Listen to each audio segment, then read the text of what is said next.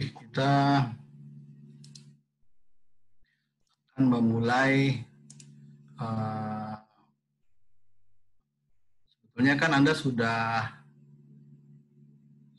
membuat resume ya. Jadi ini sebenarnya lebih kepada hanya review aja beberapa poin yang mungkin penting untuk di ini, atau mungkin ada sudut pandang lain yang bisa membantu Anda memahami topik ini secara keseluruhan. Suara saya didengar jelas ya? Jelas, Pak. Jelas, Pak. Jelas, Pak. Jadi di dalam audit ini adalah audit tentang siklus payroll and personnel. Saya terjemahkan sebagai siklus penggajian dan personalia. Personalia itu ya karyawan, pegawai, gitu. Personalia. Sekarang istilah di personil. Kemudian payroll ini saya artikan penggajian dalam artian di mana masuk antara gaji sendiri sebagai ini yang di bahasa Inggrisnya salary, kemudian upah yang disebut sebagai wages. Jadi payroll ini adalah salary dengan wages. Jadi saya menggunakan istilahnya penggajian aja. Jadi penggajian itu bukan gaji termasuk juga upah. Nah, di chapter 20 ini audit terhadap payroll and personnel cycle. Jadi siklus itu penggajian dan personalia. Ada satu cerita di depan pasal ini mengenai staff auditor, judulnya gitu, staff auditor must never simply follow orders. Jadi sebagai auditor, staffnya tuh kita tidak hanya sekedar menerima perintah, ngikutin perintah saja. Ini relevan sekali kalau saya sampaikan pada perkuliahan ini, apalagi di auditing.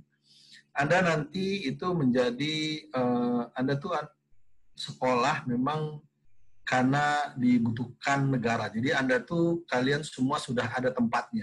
Sudah ada mejanya, sudah ada ruangannya. Tinggal daerahnya yang belum tahu di mana. Ya kan? Ada yang di Sumatera, ada yang di Jawa, ada yang di Kalimantan, ada yang di Sulawesi, ada yang di Papua, kemudian pokoknya di wilayah Indonesia. Bahkan ada dulu beberapa perwakilan asing di Bonn, juga sempat ada demikian, hanya mungkin bukan buat yang fresh graduate mungkin, tapi pada akhirnya akan bisa ke sana. Nah, di sini diceritakan auditor itu, dia kebetulan ditugasi sedang melakukan audit terhadap suatu perusahaan yang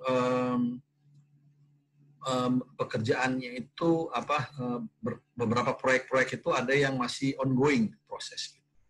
Nah, dia kebetulan memeriksa mengambil segmen mengenai penggajian atau upah. Ternyata di situ dia menemukan ada satu pembebanan upah kepada proyek di mana proyeknya belum selesai. Dan proyek itu lalu dianggap sebagai karena di laporan awal dianggap proyek yang sudah selesai sehingga bisa dikapitalisir dan ditambahkan. Nah, dia waktu itu sebagai auditor memberitahu bahwa pembebanan ini salah nih, karena proyeknya itu belum selesai. Gitu. Sehingga dia melapor kepada atasannya, supervisor, dia lapor. Tapi karena supervisornya ini juga menangani beberapa objek pemeriksaan, audit yang lain, sehingga dia kurang serius. Bahkan sampai ke yang lebih tinggi lagi, atasannya, foundernya malah cenderung agak menyalahkan ya, karena mengganggu aja, kan ini dia udah nggak ada apa-apa lah, ini nggak perlu ada temuan, udah beres semuanya secara umum gede, karena itu dianggap tidak besar. Memang situ payroll itu kecil kan gitu, kecil. Tapi dampaknya bisa besar, tapi dia tuh sebagai saldonya kecil ya kan. Nanti kita lihat bagaimana karakternya payroll. Nah, alhasil itu selesai lewat waktu, permasalahan itu udah terabaikan. Laporan clear, wajar, tanpa pengecualian, selesai.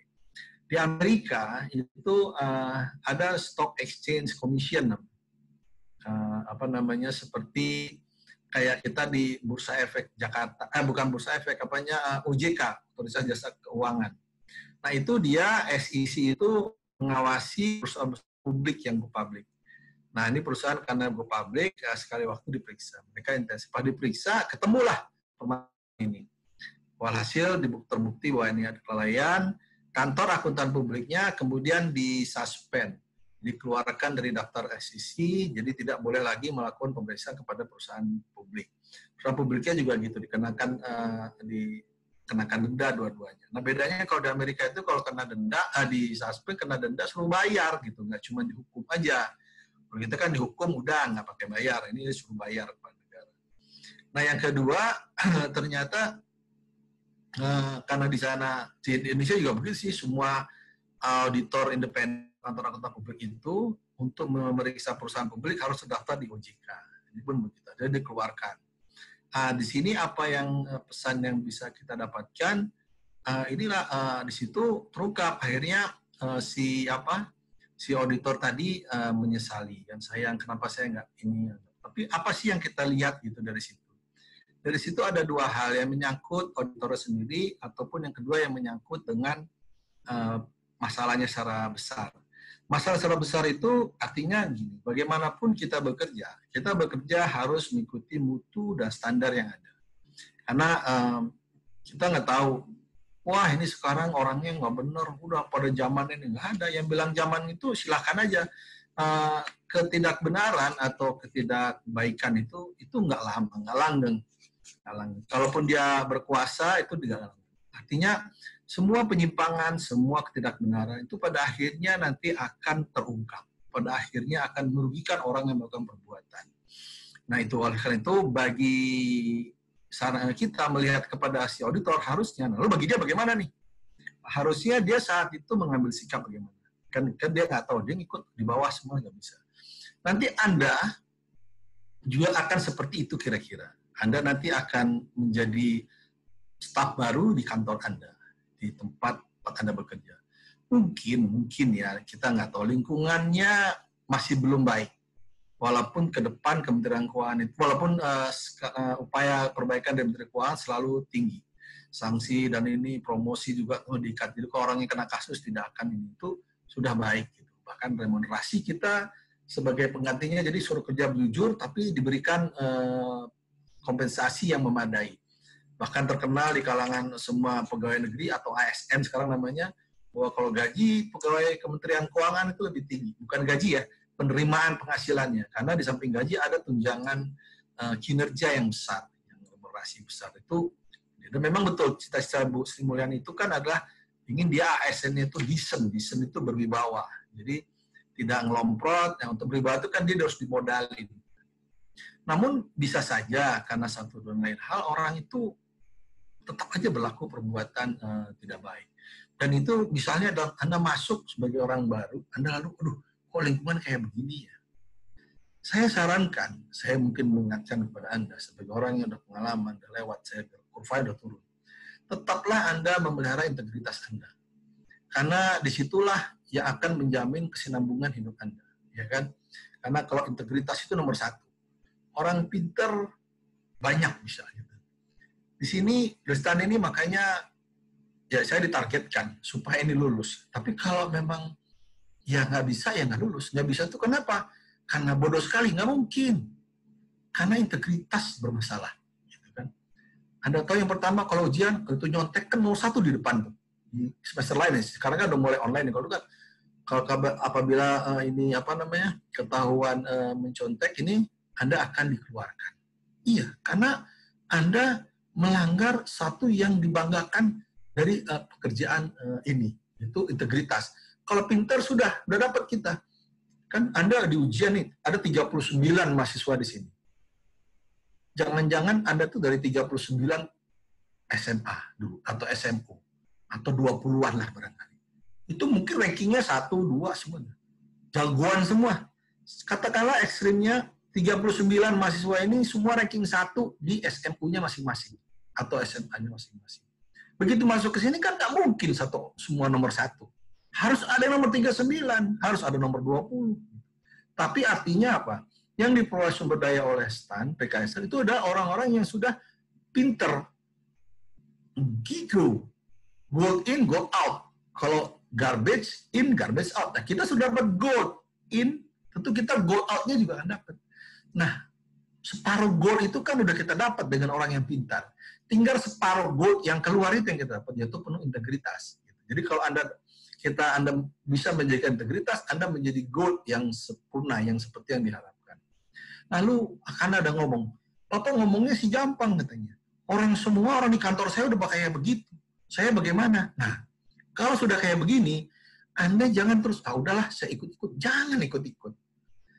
Cepat atau lambat, kenyalaan akan terbuka. Semua udah membuktikan. Gayus, apa segala macam. Sebentar, air habis tenggelam dan lain. Akan terus. Jadi namanya penyimpangan itu akan terungkap. Nah sekarang, apalagi sekarang KPK demikian seriusnya. Artinya apa? Salah satu konkret, Anda bilang konkretnya gimana Pak? Konkretnya begini. Kalau Anda misalnya, itu kan biasanya suap itu kan didahului dengan gratifikasi. Sama kayak narkoba. Narkoba itu kan diawali dari ngerokok. Ya, sorry lah, mungkin orang yang rokok nggak ada yang narkoba, tapi kebanyakan kan dari rokok. Asik rokok, terus candu, akhirnya narkoba, kan gitu. Nah, suap pun begitu. Sering-sering terima gratifikasi. Awalnya tip, dikasih tip, makasih, lama-lama gratifikasi, oke, makasih, ditraktir makan, traktir ini, ngajak itu, jalan sana, jalan sini, lama-lama akhirnya dikasih mobil, kasih ini. Nah, Anda harus aware, begitu Anda jadi pejabat negara nanti, udah pastilah Anda jadi pejabat negara kalau umur panjang. Ini kan di antara Anda pasti ada yang jadi dirjen, ada yang jadi direktur, udah pasti di antara Anda. Tinggal tunggu giliran aja siapa duluan, siapa berikutnya, kan begitu. Karena memang di sini tempatnya. Nah, kemudian nanti begitu Anda bekerja, begitu ketemu ada gratifikasi. Nah, Anda terima. Ada harus behave kan? Bukan diterima, Anda harus behave. Aduh, saya nggak mau terima. Tapi gimana caranya ya? Nah, itu pertanyaan yang bagus. Saya nggak mau terima, tapi bagaimana caranya? Itu yang penting. Caranya diantaranya begini. Sekarang KPK itu sudah punya namanya tuh pelaporan. Nanti kalau kita terima gratifikasi, kita lapor dalam waktu 30 hari, itu nanti dikasih tanda terima dan kita bebas dari apapun. Nanti uang itunya kita kasih laporan KPK, kita kembali. Jadi Anda misalnya rame-rame berlima, 4 orang atasan semua, Anda paling rendah. Lalu dikasih inilah, dikasih HP lah, dikasih laptop lah, dikasih ini, ada diterima. Terima aja, karena bos-bos semua terima, Anda terima. Bukan terima aja, Anda terima. Tapi begitu pulang, Anda langsung lapor ke KPK. Anda nggak melaporkan bos-bos Anda, tidak. Anda melaporkan diri Anda sendiri. Ini saya terima gratifikasi. Kenapa gratifikasi? Karena nggak tahu saya lagi periksa ini, ada penugasan, terus saya dikasih laptop satu-satu, saya dikasih laptop. Nah, menurut saya ini nggak ada hubungannya, dan saya mau laporkan sebagai gratifikasi. Laporkan KPK gratifikasi. Kalau menurut KPK itu nilainya kecil, mungkin dikembalikan. Tapi Anda dapat tanda terima, lapor gratifikasi. Kalau memang nilainya besar, ya udah diambil sama KPK sebagai bukti, lalu Anda dikasih tanda terima. Barangnya dikembalikan dan tidak dikembalikan, nggak ada masalah. Anda memang nggak mau terima. Kok tadinya? Kan gitu, Anda memang tidak mau terima, tapi gimana caranya? Supaya behave, supaya tidak tersinggung orang-orang itu, supaya kita selamat. Jadi Anda ingin Anda kembalikan, bukti itu Anda simpan. Udah, tenang, Anda bisa bekerja seperti biasa, mau dibilang, si Anu tuh tadi terima uang, ya diam aja Anda udah kasih KPK kok, gitu kan. Nah, belakang hari misalnya terungkap, Anda itu tenang juga, mau kena tuh, enggak, saya punya nih, barangnya dulu udah saya laporkan ke KPK dalam 30 hari, gratifikasi, ini ada tanda terimanya, selesai. Anda bebas, aman. Nah, jadi barang diterima, kasih lapor KPK, Anda bekerja seperti biasa. Kalaupun Anda bisa beli mobil, karena Anda mencicil dari penghasilan yang memadai. Anda beli rumah, juga Anda mencicil dari pembelian rumah yang memadai. Atau mungkin Anda dapat limpahan dari orang tua, Anda tinggal lengkapin, orang tua kasih rumah tipe 100, Anda gedein, tipe 200, ya selesai kan? Itu artinya lebih bagus Anda demikian. Itu saran saya dan nasihat saya, dan mungkin itu menjadi pegangan buat Anda ke depan. Karena dengan Anda memegang integritas, istilahnya saya yakin Anda akan selamat dan negara juga akan baik. Oke, itu sedikit pesan yang perlu saya sampaikan sehubungan dengan cerita tadi. Kebetulan topiknya bagus tentang ini. Nah, kemudian kita coba masuk sekarang ke ke audit terhadap penggajian dan personil. Nah, ini saya pakai terjemahan siklus penggajian dan personil.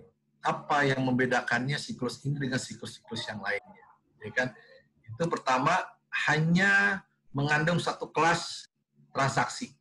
Maaf, ini maksudnya bukan upah nih, penggajian nih.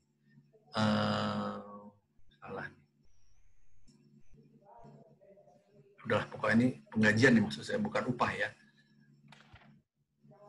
Gimana ngedit ini? Ya udah, begini aja. Pokoknya ini penggajian bukan upah, maaf.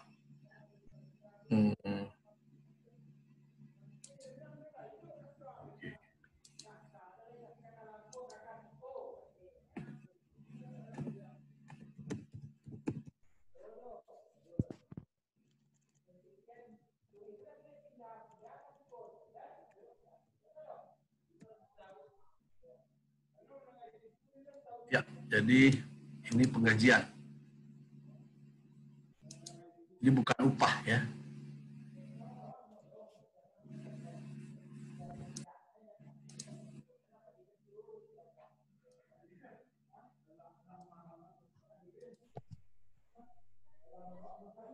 Oke. Nah, jadi hanya mengandung satu kelas transaksi, yaitu tentang penggajian, di mana penggajian itu adalah termasuk gaji dan upah, jadi dua-duanya, ya kan? Jadi hanya satu siklus itu aja. Kemudian yang kedua, transaksinya itu minor, tidak signifikan dibandingkan dengan ada yang lain. Di silent aja yang ini, biar tidak apa.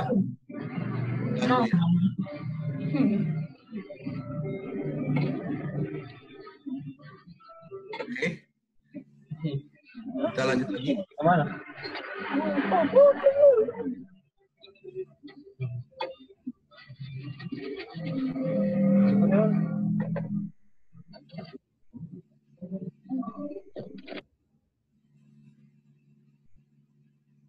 Oke. Ya, jadi kita lanjut lagi.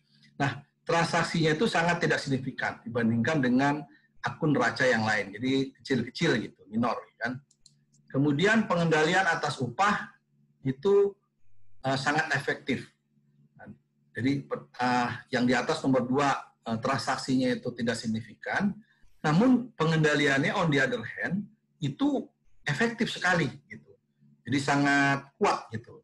Jadi artinya itu bahkan di semua perusahaan baik yang besar maupun kecil, bahkan di beberapa perusahaan itu sekarang sudah ada, bahkan di beberapa ini sudah ada perusahaan provider yang menyediakan jasa penggajian. Jadi dia menerima jasa untuk mengelola gaji satu perusahaan. Jadi kita tinggal kasih daftar karyawan kita, ketentuan-ketentuan penggajiannya, lalu rekeningnya, lalu mereka tinggal mengelola. Nanti tiap bulan kita tinggal store, kemudian dia bayar. Store dia bayar gitu. Seperti kayak payroll kemarin kan, yang cash itu, cash payroll itu kan itu store nanti dibayar. Itu perusahaan kita outsource. Jadi kita nggak perlu punya tenaga pengurus penggajian itu di perusahaan, kita outsource. Itu bisa lebih efektif gitu kan. Nah itu salah satunya karena saking pengendaliannya kuat. Dan berikutnya oleh karenanya pengujian itu kita lebih banyak kepada TOC, STOT dan PA. Jadi kalau TDB-nya itu hanya sedikit saja, nggak banyak menyita waktu. Jadi cukup tes bagaimana pengendaliannya, bagaimana kemudian substantif tes untuk transaksinya dan analisis terhadap perbandingan atau prosedur analitis terhadap perbandingan dengan juga hubungannya. Jadi compare sama apa, kemudian related to apa. Itu kira-kira.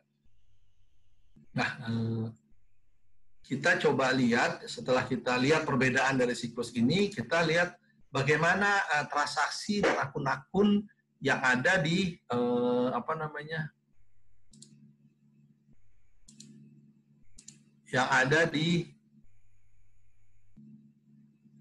yang ada di siklus penggajian dan personel. Nah, ini kita lihat pertama dalam rangka apa bagaimana kita melihat tujuan dari kita melakukan pemeriksaan terhadap penggajian ini. Jadi tujuan audit terhadap siklus penggajian dan personel ini adalah untuk mengevaluasi saldo akun-akun yang dipengaruhi oleh siklus penggajian. Jadi saldo akun-akun, beberapa akun yang dipengaruhi oleh siklus penggajian dan personil. Apakah saldonya itu telah sesuai dengan atau disajikan dengan wajar sesuai dengan standar akuntansi keuangan, ya kan? Kalau di Amerika GAAP, General Accepted Accounting Principle. Kalau di negara lain, Eropa dan beberapa sebagian besar itu IFRS, ya kan? International Financial Report Standard, ya kan, jadi bersama. Tapi di Indonesia SAK. Nah, itu tujuan dari siklus kita untuk mengevaluasi saldo-saldo tersebut. Nah, coba kita lihat ini, itu di transaksi. Nah, ini transaksinya. Ini ada contoh di halaman itu, ada beberapa T-account, yaitu akun-akun. Di sini ada 1, 2, 3, 4, 5, 6 akun. Yang tengahnya itu adalah yang penting. Karena itu merupakan akun yang nanti tempat penampungannya, ya kan? Nah, ini akun-akun. Ada 5 di sini. Di sini ada langsung, ini ada pajak, beban pajak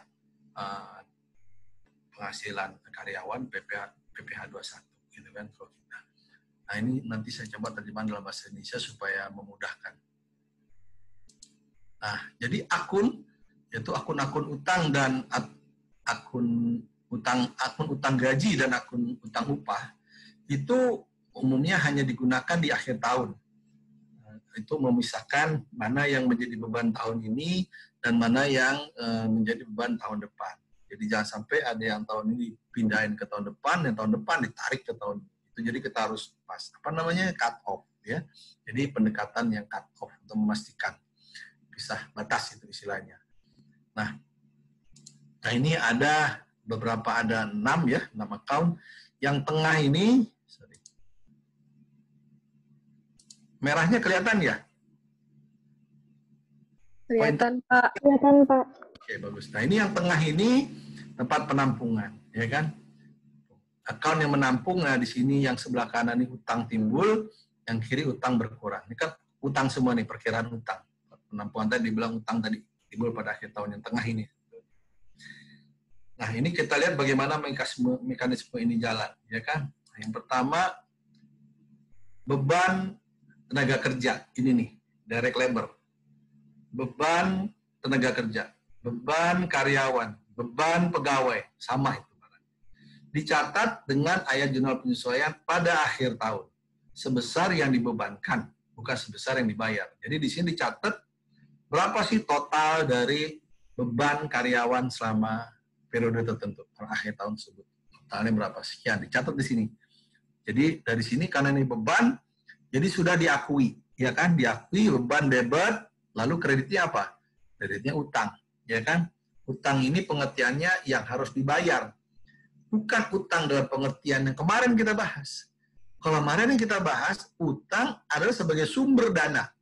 Makanya utang di sana adalah utang-utang yang interest bearing note, utang-utang yang berbunga gitu. Karena utang itu kita dapatkan sebagai sumber pembiayaan kita berusaha. Kalau di sini enggak, di sini utang itu timbulnya karena utang itu karena udah dibebankan tapi belum dibayar. Ya kan? Jadi bukannya utang dalam pengertian utang memperoleh sumber dana, tapi adalah utang yang kita dapatkan karena kita belum bayar kewajiban itu. Belum direalisir, tapi udah dibebankan. Jadi kan kenapa dia masuk di utang? Dianggap, oh iya kan sumber juga. Ya, secara teori sumber juga. Kenapa? Karena ada kewajiban yang harusnya kita bayar, tapi belum kita bayar, berarti kan uangnya sama kita. Gitu logika awalnya mungkin, makanya dianggap sebagai utang. Tapi kita harus pisahkan. Bahkan di rasio-rasio itu, hutang, kalau kita mengukur rasio hutang terhadap modal, namanya itu debt to equity ratio, itu biasanya debt itu disaring, dikeluarkan utang-utang kayak begini.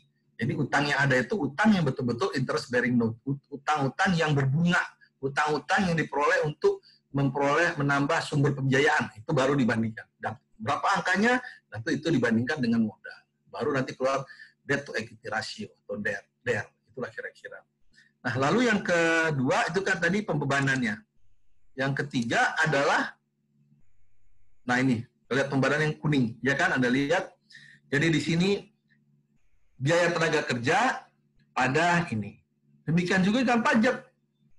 Beban PPh 21-nya udah ada, dicatat, ya kan? Jadi beban PPh 21 debit, ada utang PPh 21 yang masih harus dibayar. Ini dikredit, jadi utang, ya kan? Itu kira-kira, ini kan. Nah, ini kalau ini di sini ini ada deduction, ada withholding, income tax, atau mungkin ada deduction. Deduction itu misalnya ada potongan-potongan apa, ada iuran apa, ada gajian apa gitu. Atau di sini termasuk PPh 25 ya, di luar di sini barangkali kan gitu. Surat. PPh 21 tiap bulan, potong itu diakui. Gitu. Nah, kemudian yang ketiga adalah upah dan gaji baru dibebankan ketika karyawan mendapat bayaran. Bukan pada saat terjadinya biaya tenaga kerja atau labor cost. Nah, di sini yang sisi sebelah debit, ya kan? Jadi kalau ini udah dibebankan, lalu kan dibayar lah. Pas dibayar baru dicatat sebagai gaji dan upah. Ini contoh di sini nih, ya kan? Nah, contohnya ini, payment of salary, dibayar gaji. Akhirnya gaji dibayarkan, jadi utang gaji pada cash. Bukan beban gaji pada cash, itu kata kuncinya. Jadi nggak ada tuh jurnal beban gaji pada cash. Selalu utang gaji pada cash. Karena udah dianggarkan dulu, baru dibayar ya pada cash, semua begitu. Pajak juga gitu. Ada pajak pada cash, ada juga utang pajak pada cash. Karena awalnya udah hitung dulu berapa bayar cashnya. Kan gitu. Itu pun kadang-kadang nanti pada saat rampung bisa berbeda angkanya. Syukur kalau angkanya lebih rendah. Kalau angka lebih tinggi kan jadi KB. Udah KB berarti udah setahun jadi kena denda lagi. Tapi kalau LB lebih bayar ya nggak apa-apa. Udah. Paling nanti bisa dikompensasi. Kalau PPh badan kan nggak ada, bukan kompensasi restitusi. Memang teorinya restitusi, tapi orang malas restitusi. Nanti diperiksa malah jadi KB kan. Tapi lebih suka ya sudah dikompensasi aja kalau diterima oleh kantor pajak, dikompensasi dengan kerugian tahun depan atau bukan pajak tahun berikutnya maksudnya. Nah, itu kira-kira yang menyangkut transaksi dan akun-akun yang terkait. Lalu kita lihat bagaimana sih fungsi bisnis dari dari penggajian ini, ya kan? Kita coba lihat tadi ini sebagai ilustrasinya kan tadi akunnya sudah tadi. Nah, saya coba terjemahkan dalam bahasa Indonesia yang mudah-mudahan bisa memberikan perspektif yang lebih representatif lah, mewakili, lebih mudah dipahami. Karena sana tadi orientasinya teks Amerika kan. Kemudian ini tadi kalau ada akun kas, ada lihat akun kas, ya kan? Itu bagian dari siklus ini. Ini yang kemarin di perkuliahan kemarin kan kita lihat bahwa ternyata waktu kita ngaudit kas itu ada akun yang terkait. Semua biaya-biaya termasuk belanja terhadap biaya terhadap gaji atau pembayaran gaji karyawan atau buruh atau upah, ya kan? Jadi itu merupakan bagian dari kas. Bahkan kadang-kadang kalau nggak salah kita sebutkan bahwa temuan kas itu justru nggak ketemunya pada saat kita meriksa saldo kas, tapi pada saat kita meriksa siklus yang lain malah ketemu ada pencurian kas, ada ketekoran kas. Itu misalnya di sini, misalnya ada orang ada bayar gaji, ternyata yang dibayar gaji itu orangnya udah nggak ada. Misalnya ada 20 orang dibayar, ternyata yang 2 orangnya sudah berhenti, ya masih dibayar. Berarti kan ada kelebihan pembayaran kas, ada temuan kas. Temuannya adanya di siklus payroll. Makanya pada saat melakukan audit Anda bareng nih, paralel. Audit kas bareng dengan audit pembelian barang, audit kas bareng dengan penjualan, audit kas bareng dengan pembayaran gaji nih, atau pembayaran upah. Dan yang kedua adalah akun beban gaji atau beban-beban, ya kan? Bagaimana kita membebankannya, berapa beban gajinya tadi kan disebutkan. Itu beban, lalu ada timbul utang, ya kan? Dan ini beban nempel dengan potongannya. Potongannya itu bisa ada PPh 25-nya, PPh masa, PPh 25 masa, ya kan? Potongan masa untuk penghasilan karyawannya, atau bisa juga ada cicilan KPR, cicilan apa dari operasi, atau mungkin ada iuran serikat pekerja atau apa mungkin. Nah, itu yang dibebankan kepada atau BPJS itu bisa masuk di sini, ya kan? Dan kemudian yang keempat adalah yaitu utang gaji yang timbul karena dibebankan, dia menjadi utang. Nah, nanti begitu realisir tinggal dibayar, ya kan? Utang gaji atau utang upah pada kas. Ini yang kira-kira menyangkut akun tadi 4. Lalu kita lihat bagaimana fungsi bisnisnya. Fungsi bisnis ini ada 4. Nah, ini tentu berkait setiap fungsi bisnis dengan bagaimana apa dokumen yang terkait dan juga bukti pencatatannya. Jadi harusnya begini nih. Oke. Nah, ini jadi fungsi pertama adalah ini. Fungsi pertama adalah bagaimana pertama pemanfaatan SDM. Saya coba terjemahkan pemanfaatan SDM. Ini bahasa Inggrisnya sih HR employment. Jadi employment itu maksud saya not only recruitment. Jadi memanfaatkan SDM itu tidak cuma bagaimana kita menerimanya saja sebagai pegawai, tapi kita juga bagaimana kita mengembangkannya, mendevelopnya, kemudian memeliharanya supaya dia bisa terus dimanfaatkan atau bisa berperan dalam dalam perusahaan. Makanya SDM itu juga kadang-kadang beberapa ada sekolah disekolahin kan, ada biaya sekolah dari perusahaan. Gitu. Bahkan sekarang udah mulai banyak beberapa perusahaan yang bikin sekolah sendiri untuk karyawannya sendiri, kayak grup-grup swasta besar tuh, Sampurna. Ada Sampurna Academic, Sampurna University tuh kan di sana tuh. Nah itu juga dia buat sendiri untuk karyawan. Jarum juga punya sekolah sendiri kan gitu. Nah, kalau di BUMN saya juga pernah ngajar di Pertamina University. Ya itu kan dia membuat sekolah untuk nanti calon-calon dia kan gitu. Bisa. Jadi demikian juga di Semen Indonesia ada kan. Di Telkom juga ada, dan beberapa yang lain. Itu PLN juga ada. Itu memang diharapkan untuk bisa. Kenapa? Karena dia SDM tadi di-employ, tidak hanya pemanfaatannya, tapi juga dibina dan dipelihara. Nah, apa sih dokumen-dokumen yang terkait? Yaitu yang pertama di sini ya adalah ini berkas karyawan, ya kan? Ya berkas utama, yaitu misalnya kayak KTP, ID, ijazah, dan lain-lain lah gitu kan. Kemudian formulir pemotongan. Ini formulir pemotongan ini misalnya kalau dia ya ada kewajiban potong-potong BPJS apa segala macam atau cicilan-cicilan tuh ada di sini. Nah, ini bukunya tentu adalah ada buku induk karyawan, ya kan. Setiap karyawan ada buku induknya. Kemudian yang terpenting lagi dalam catatan penting adalah atau dikatakan dokumen permanen ya adalah SK atau SK pengangkatan atau kontrak pengangkatannya, ikatan itu bagaimana? Ada itu semua disimpan di situ. Ini menyangkut SDM. Jadi SDM lah yang mengelola ini semua. Nah, kemudian yang kedua, fungsi bisnisnya dari pertama pemanfaatan SDM, yang kedua adalah pencatatan jam kerja, ya kan? Kalau pencatatan jam kerja ini maksudnya ya sebagai dasar kita mengukur durasi lamanya orang itu bekerja. Ada yang kalau yang salary atau gaji kan ada daftar hadir tuh. Tiap hari isi daftar hadir. Ada yang manual, ada yang pakai fingerprint, ya kan? Ada yang sehari sekali, ada yang sehari 2 kali, pagi dan sore. Ada yang ekstrim 4 kali. Jadi pagi fingerprint, terus siang jam istirahat fingerprint, balik istirahat fingerprint, terus nanti sorenya pula fingerprint. 4 kali satu hari. Ada yang begitu. Itu terpulang kepada masing-masing kebijakan dari masing-masing perusahaan. Nah, ini untuk mengetahui berapa durasi atau lama orang sebagai dasar nanti untuk pembayaran gajinya. Nah, kita lihat dokumennya tentu untuk itu adalah pasti formulir kehadiran. Ya bisa yang manual, bisa yang elektronik, ya kan? Kalau dalam kehadiran. Kalau ini ada kartu ini setengah mekanik kan gitu ya, karena pakai tek itu cekrek kan gitu. Itu ada. Kemudian kalau yang komputer ya itu udah pakai fingerprint. Dan kemudian yang berikutnya adalah dokumen tentang belanja karyawan. Nah, di sini perlu dimasukin. Misalnya karyawannya perjalanan dinas gitu kan. Kalau penjelasan suka ada 2, ada yang lump sum, ada yang at cost, ya kan. Kalau lump sum itu karyawan dikasih uangnya udah terserah deh. Oh, zaman dulu saya waktu pernah jadi auditor pemerintah itu pernah lump sum zaman dulu itu. Saat itu gaji aja masih bayar pakai amplop gitu kan. Tas uang dapat duit jadi kita. Kalau mau ke bank kita setorang, bukan dapat dari bank. Nah, itu beban tadi dikasih uang untuk misalnya kita mau dinas hari Senin, hari Kamis atau Jumat kita terima uangnya. Ya Seninnya kita mau naik pesawat kayak mau jalan kaki, sehingga bagaimana yang penting sampai ke sana kita dibayar sejumlah sekian. Nah, itu biasanya orang menghemat dari situ.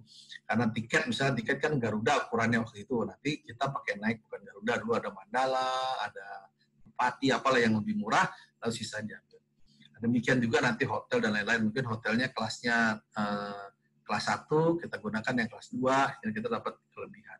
Itu yang ini. Tapi di sini dicatatkan bukan soal kelebihan, tapi beban-beban begitu. Tapi ada soal sekarang adalah at cost. Kalau at cost itu makanya perlu di sini catat. Kalau at cost itu saya juga pernah ngalamin model at cost. Jadi saya berangkat aja tiket udah disiapin pesawat, kemudian hotelnya juga sampai sana tinggal masuk.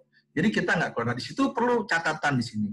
Jadi terhadap berangkat itu berapa biaya perjalanan itu berapa banyak dipakai orang. Nah, menjadi beban perusahaan. Jadi ketahuan di situ. Tidak bukan duit. Kalau duit kita langsung dikasih cash, kita nggak perlu catat ini. Nah, kemudian buku-buku yang bukan ya karena ini menyangkut pencatatan jam kerja, ya akuntansi aja mengenai pembukuan kan. Jadi di sini jurnalnya bagaimana, ada jurnal penggajian dan ada buku besarnya. Maksud buku bantu atau master file dari penggajian. Yang berikutnya di fungsi bisnis yang ketiga adalah ini pembayaran gaji itu sendiri, ya kan? Kalau tadi udah dihitung berapa jam kerjanya atau berapa lama harinya, lalu di pembayarannya. Nah, karena pembayaran yang menyangkut sini dokumennya cek gaji atau slip gaji, ya kan? Nah, ini tinggal 2 kalau yang manual. Kalau yang ini kan sekarang udah pakai komputer, gaji langsung masuk. Saya ngalami semua masa. Jadi masa terima amplop dalam bentuk gaji gitu kan sih. Ada sampai sekarang udah otomatis. Jadi tinggal tiap bulan dia masuk. Kalau instansi pemerintah itu digajinya di awal tahun. 1 Januari, sekarang bulan Juni, misalnya dibayarnya 2 Juni atau 1 Juni, ya kan? Tapi kalau di BUMN atau badan usaha swasta lainnya tuh umumnya di akhir tahun. Akhir bulan. Jadi awal bulan kan, ini tadi akhir bulan. Jadi tanggal 30, kayak Bulog tuh 30 kalau nggak salah, gitu. Saya pernah di situ juga. Terus kalau di RNI 25, gitu. Ada yang 24, gitu. Ada di Semen ini 27, ada istri saya dulu di BUMN juga ada yang 23, jadi tergantung masing-masing. Nah, tapi selalu di bulan terakhir. Makanya kalau orang BUMN, orang swasta, tanggal 20-an itu masih tanggal makmur, dia 25. Kalau pegawai negeri tanggal 20 udah ngap-ngap, ya kan? Karena dia udah habis tuh, dia kan dari tanggal 1 sampai tanggal 30, gitu kan. Jadi 20 itu udah mendekati habis uangnya. Nah, kemudian buku catatannya apa? Itu ada laporan bank lah, udah pastikan pembayaran gaji. Kemudian kalau nggak pakai bank ya ini daftar pembayaran. Jadi ada list mana yang gajian dibayar berapa, dibuat daftarnya. Yang ketiga adalah buku rekonsiliasi. Rekonsiliasi ini yaitu mungkin misalnya dibikin 2 catatan karena di bank dengan catatan cocok karena berbeda kadang-kadang. Apalagi kalau pemberian pakai cek. Misalnya saya Rangga ya, saya bayar cek Rangga untuk gaji. Rangga cek gaji kan. Cek gajinya tapi bisa 2, bisa atas unjuk, bisa atas nama. Nah, kalau atas nama misalnya Rangga, terima gaji, tenang. Udah tinggal harus Rangga aja, mau Rangganya bayar menguangkannya besok atau lusa atau bulan depan, nggak masalah. Atau minggu depan istilahnya, nggak masalah. Tapi begitu membawakan Rangga bawa ke bank untuk minta bukti namanya Anda yang bawa itu Rangga, KTP, kasih. Tapi kalau misalnya atas unjuk, bisa orang lain. Walaupun yang terima Rangga, kemudian Rangga misalnya sedang sibuk, sedang berusaha barengan sama Hiskia misalnya kan. Udah, tapi tolong Hiskia ambilin uangnya. Ini gajinya nih, ini slipnya. Hiskia tidak datang ke bank. Nggak perlu bawa KTP-nya Rangga. Yang penting, begitu didatang ke banknya, ini ceknya. Udah tuh, yang ditanya paling ID-nya Hiskia, siapa namanya Hiskia, kasih KTP-nya sesuai, tanda tangan, udah, kasih uangnya. Jadi siapa yang bawa bisa Hiskia, bisa Wellen misalnya juga kalau dititipin sama Rangga ya dia terima gitu. Makanya atas unjuk tuh resikonya tinggi kalau hilang. Siapa aja bisa ngambil kayak uang biasa hilang, uang kapal yang jatuh. Kemudian yang keempat adalah pajak, ya kan? Pajak penghasilan, pajak dari gaji atau upah tadi. Nah, di sini PPh 21 ya. Di mana-mana negara, pajak itu menjadi penting karena pajak itulah menjadi bukti adanya partisipasi masyarakat kepada negara, ya kan?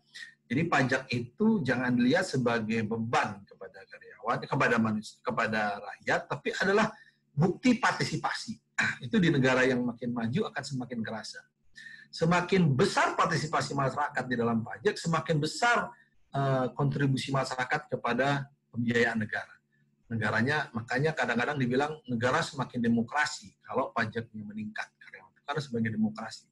Karena berbeda dengan negara monarki, di mana negara itu dibiayai sama kerajaan, jadi raja, rakyat, tapi karena negara-negara rakyatnya nggak dibebani pajak gitu. Kayak di Arab Saudi, nggak ada tuh rakyat bayar pajak gitu. Karena yang ngurus negara adalah kerajaan saja, semua sumber untuk kerajaan untuk itu. Nah kalau di negara-negara yang republik, ya kan, Republik Iran, kita gitu, itu kan dia kayak Amerika kan itu pada pajak. Kayak Indonesia sekarang pajak kita itu porsi terbesar memang pajak penghasilan, emang besar sih 60-70%. Namun di dalam PPh yang dominan tadi ternyata yang banyak adalah apa? Unsur dari PPh badan.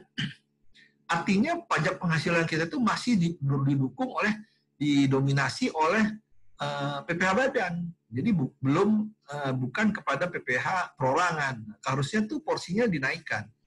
Artinya tuh PPh tadi itu didukung oleh PPh dari perorangan. Nanti semakin banyak orang ikut. Kayak pajak tinggi karena semakin banyak rakyatnya yang berpartisipasi, itu demokrasinya bagus, gitu kan? Itu yang diharapkan di pemahaman atau pandangan yang bisa saya sampaikan. Bahwa kemudian dalam praktek yang menyimpang itu emang aneh, ya kan, aneh. Ada negara demokrasi misalnya, kemudian uangnya dari rakyat dalam bentuk pajak gitu ya. Nah kalau Indonesia karena mungkin ya karena tadi penghasilan PPh 21-nya itu lebih kecil ya, mungkin ya penyimpangannya ya mungkin dianggap ya nggak apa-apa lah gitu kan. Tapi kalau udah negara di mana PPh 21-nya itu dominan, itu kalau ada pimpinan negara yang menyimpang atau berbuat tidak baik, itu dihukum, langsung dihukum, itu gampang. Gitu. Maka coba Anda lihat kayak negara-negara maju di Amerika kan gampang kan, ganti presiden, ganti menteri, gampang deh ganti, karena orang nggak cocok ganti gitu. Dan yang menggantikan juga nggak apa-apa, bagus gitu, nggak langsung dapet yang jelek, nggak gitu, bagus. Jadi tetap semua siapa aja punya kesempatan untuk menjadi presiden, lalu dia akan memimpin. Tapi kalau negaranya sumbangan pajak PPh 21 udah demikian dominan. Kalau belum memang susah.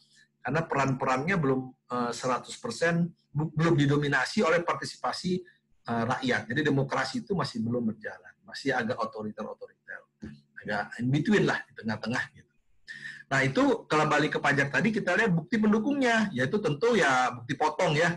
Kalau PPh tuh 1721 tuh, bukti potong kalau PPh 21 kan gitu.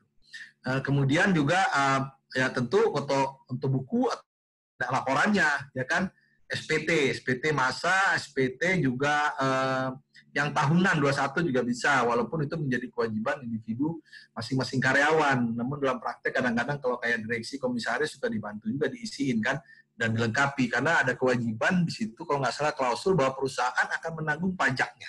Sehingga kalau direksi misalnya dipotong 25 masa, kemudian pada akhir tahun pasti bikin rampung karena dia bekerja di tempat lain atau jadi ngajar atau apa, kemudian dia digabung pajaknya kan, lalu dihitung ulang pasti SPT 21-nya itu, SPT-nya tuh tahunan 21 itu pasti kurang bayar kan, karena PTKP-nya ada cuma satu ya kan, padahal sumbernya lebih dari satu, jadi pengurangnya satu sementara sumbernya lebih dari satu, sehingga ada lebih bayar. Ada pendapatan, ada pendapatan yang dasar pengenaan yang menjadi DPP yang harus dikenakan pajak, sehingga ada kurang bayar. Nah itu atas kurang bayar tersebut karena dia direksi perusahaan lalu dibayar lagi oleh perusahaan, makanya tepang perusahaan. Itu maksudnya yang dibilang istilahnya itu ditanggung perusahaan, itu namanya gross up ya, ditanggung perusahaan. Jadi pajak kewajiban pribadi tapi ditanggung perusahaan, sehingga menambah penerimaan si karyawan, gross up.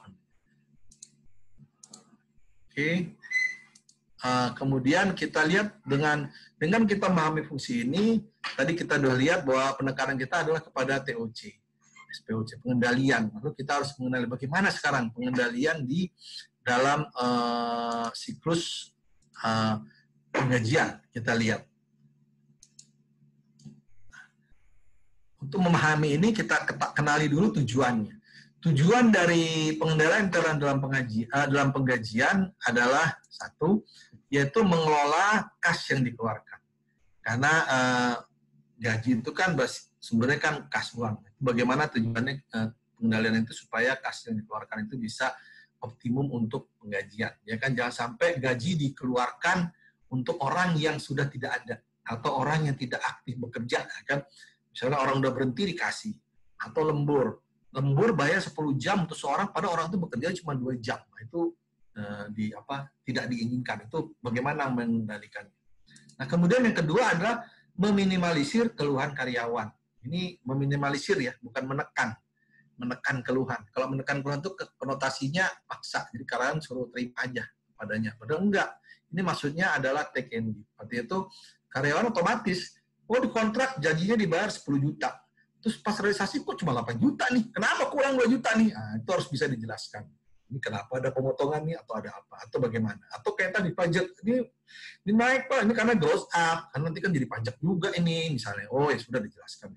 Makanya kalian suka ada beberapa perusahaan menggunakan serikat pekerja sebagai media komunikasi. Walaupun dalam prakteknya kadang-kadang ini lebih banyak politiknya kan gitu. Tapi kalau saya dulu sebagai direksi serikat pekerja tuh ya mungkin karena saya dari awal udah punya etikat baik, mereka juga tahu, jadi komunikasi. Jadi hal menyangkut karyawan sampai ke kita rapat berapa sekali. Jadi nggak ada demo-demo, nggak ada itu. Jadi malah mendukung malah gitu.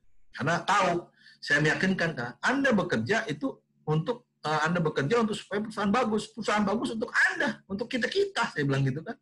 Jadi kita harus senang bekerja di perusahaan kita ini. Itu ternyata bisa diterima dan mungkin saya juga memberi contoh yang baik, tidak melakukan korupsi, sehingga dia juga percaya gitu kepada kita. Nah kemudian minimalisir kecurangan, ya kan? Itu juga penting. Saya seperti tadi jangan sampai ada orang yang sudah keluar masih dibayar. Biasanya ini penyimpangan di intern di bagian penggajian, ada kolusi misalnya. Nah, ini nanti kita lihat bagaimana mengatur pengendalian, contoh-contohnya. Tapi intinya untuk mengurangi kecurangan. Nah, berikutnya risiko salah saji. Dalam audit siklus ini kita menemukan risiko salah sajinya itu relatif rendah, tidak tinggi. Jadi kemungkinan salah tuh kecil, umumnya ada benar. Kenapa begitu? Karena satu, memang karyawan akan mengeluh jika gaji atau upah dibayar lebih rendah. Jadi kalau gaji itu tidak sesuai, pasti langsung bunyi itu karyawan kan gitu. Jadi kalau kita audit nih, Indonesia gajinya kegedean nggak nih ya gitu, nggak usah khawatir. Gaji ini kerendahan nggak ya gitu? Nggak usah khawatir, nggak mungkin gitu ya. Karena kalau kerendahan karyawan udah bunyi, ya kan, nggak usah kita sibuk periksa juga ada bunyi. Tinggal kita cek kalau kegedean aja kan gitu. Tapi itu kira-kira kegedean kita lihat tarik-tariknya. Itu kira-kira maksudnya. Kemudian transaksi penggajian itu umumnya seragam dan tidak rumit. Ya, artinya polanya seperti itu saja. Tidak berubah di berbagai perusahaan dan berbagai mana bisnis juga akan demikian aja, ya kan. Ada yang mingguan, kalau upah mingguan, kalau yang gaji ya bulanan, bisa juga berapa bulan, ada hitungannya tahunan, ada tambah. Misalnya gaji itu kebanyakan di badan usaha, gaji itu nggak 12 bulan setahun. Gaji itu ada yang 14 bulan, ada yang 15 bulan, gitu, ada yang 13 bulan gitu. Artinya apa? Artinya tiap bulan dapat gaji, nanti ada misalnya THR tuh, udah jadi 1 bulan sendiri kan. Ada lagi nanti uang apa, uang pendidikan, uang apa. Jadi total jadi 14 gitu. Dulu saya pernah di BUMN itu 14 kita, ya kan. Jadi 14 tiap bulan. Itu di luar kalau kita dapat jasa produksi, ya kan, atau jasa produksi dan jasa produksi, misalnya laba, nanti labanya dibagi kepada karyawan nambah, itu bisa ada yang 6 bulan gaji, ada yang 12, pernah bahkan dulu 26. Istri saya dulu pernah dapat 26 kali gaji. Sekali waktu perusahaan itu demikian bagus labanya, kemudian perusahaan pembiayaan itu dapat 20. Tapi sekali-sekali itu aja, setelah itu ya berbeda-beda. Itu kira-kira bonus. Kemudian transaksi penggajian umumnya seragam dan tidak rumit. Memang sih ada hitung-hitungannya. Emang sih kompleks itu. Tapi hanya sekali aja, di awal aja kita hitung. Setelah itu, ya biasa-biasa saja. Berulang aja gitu. Tinggal copy-paste istilahnya. Tinggal copy-paste. Nah, kemudian transaksi penggajian selalu menjadi sasaran audit otoritas pajak. Ini sama kalau di Amerika memang nih. Kalau di Amerika, kalau di kita kan nggak banyak. Karena kita sudah self-assessment dan juga kita mungkin, ya kalau ada yang ini aja ya, yang ada LB aja yang dibayar institusi itu baru diperiksa. Kalau yang enggak sih ya udah biar aja kan gitu, apalagi bayar gitu. Jarang. Nah, ini pada saat oleh karena itu karena ini sering diperiksa, makanya jadi ya nggak ada risiko. Auditor udah aman nih. Gaji itu selalu diperiksa kok sama orang pajak gitu. Jadi aman gitu. Itu kira-kira demikian alasannya, sehingga risiko salah saji, risiko tidak benar penyajiannya itu menjadi kecil sekali. Jarang terjadi, kecil. Lalu bagaimana pengendalian kuncinya dalam siklus tersebut? Nah, ini kita lihat yang pertama adalah adanya pemisahan fungsi. pemisahan tugas yang memadai. Itu fungsi-fungsi yang harus tidak boleh dirangkap, yaitu fungsi penggajian terpisah dari SDM. Dari sini orang gaji, jangan mentang-mentang gaji lalu harus SDM. Enggak, SDM itu hanya mengelola karyawannya aja. Bagaimana karyawannya dibina di ini, tapi penggajinya bukan. Yang banyak penggajian ada fungsi lain. Misalnya orang keuangan lah, ya, masalah penggajian terpisah. Demikian juga prosesnya, dalam proses penggajian tersebut harus terpisah dari pembayarannya. Jadi membuat hitung gaji berapa segala macam itu bisa terpisah dari orang yang membayar. Mungkin dua-duanya di keuangan, tapi yang satu kasir, yang bukan keuangan jauh gitu. Kasir. Di kasir itu lain, tahunya kasir itu disuruh bayar ya tinggal bayar gitu. Tidak ada lagi dia harus hitung-hitung, nggak ada hitung-hitung, bayar aja gitu. Makanya fungsi kasir itu kalau sekarang kan kalau lewat bank udah nggak ada, dia langsung store ke bank langsung bayar ke masing-masing rekening. Itu kira-kira. Nah, kemudian yang kedua adalah otorisasi yang tepat. Jadi pemberian kewenangan kepada pejabat yang tepat, gitu kan. Ini bagian SDM berwenang menambah, ya kan, mengurangi karyawan, mengubah tarif gaji, upah, dan juga memotong. Misalnya ada kewajiban pemotong, jadi potong. Atau ada, gajinya naik, lalu dibayar. Ini kalau di sanksi ya, kalau di ASN itu kalau sanksi kan, kalau di BUMN atau di swasta itu kalau kena sanksi orang langsung agak ngeri. Kenapa? Karena begitu kena sanksi langsung berpengaruh kepada penghasilan. Pasti ada sejumlah uang yang berkurang akibat sanksi tersebut. Tapi kalau di ASN enggak, dampaknya itu nggak langsung. Misalnya Anda kena sanksi, paling ya udah nanti ini dipindahin, digeser gini. Tapi yang lain-lainnya biasa aja. Nah paling-paling misalnya kenaikan berkalanya biasanya ini lalu ditunda. Karena sanksi ini ditunda kenaikan gaji berkalanya. Teman-temannya udah naik, gajinya dia belum. Golongannya masih sama, tapi temannya udah naik, dia belum. Karena kena sanksi. Paling-paling itu. Jadi di ASN itu nggak ada pemotongan atau pengurangan gaji, tapi penundaan kenaikan gaji ada akibat itu. Nah kemudian yang berikutnya adalah penentuan banyaknya jam kerja normal atau lembur oleh atasan langsung. Nah, ini bisa terjadi. Misalnya Anda bekerja di perusahaan, ya kan, atau di kantor pajak nanti kan gitu. Ada bagian gaji keuangannya, SDM ada, kemudian Anda lembur. Anda lapor lembur nggak ke SDM? Lembur ke tempat Anda. Misalnya Anda di bagian keberatan, ya kan, di bagian keberatan pajak. Ya udah nanti yang menentukan penentuan berapa banyaknya Anda mau ngajukan klaim jam lembur itu kepala seksi keberatan misalnya nyebatin, ini tadi lembur kemarin sekian jam, tanda tangan nih, beliau tanda tangan nih sebagai atasan atau supervisornya gitu. Nanti kalau bagian keuangan tinggal bayar aja, ya kan. Kalau SDM mah nggak ada apa-apa, cuma ngarsip aja dia kan gitu. Yang bayar keuangan gitu, yang tadi yang bagian pembayaran. Itu kira-kira maksudnya pemisahan. Karena kalau ini sudah terjadi kolusi, misalnya orang keuangannya gabung dengan ini bisa terjadi kecurangan. Ya kan ini kecurangan bisa terjadi ya tadi orang yang sudah berhenti atau sudah pensiun, bukan pensiun sudah berhenti lah, kalau pensiun ada catatannya sudah berhenti itu masih dibayar gajinya. Atau orang yang kerjanya cuma 2 jam dibayarnya 10 jam. Itu terjadi kecurangan. Itu terjadi bisa karena ada rangkap. Kalau ini dipisahkan ya nggak akan terjadi gitu.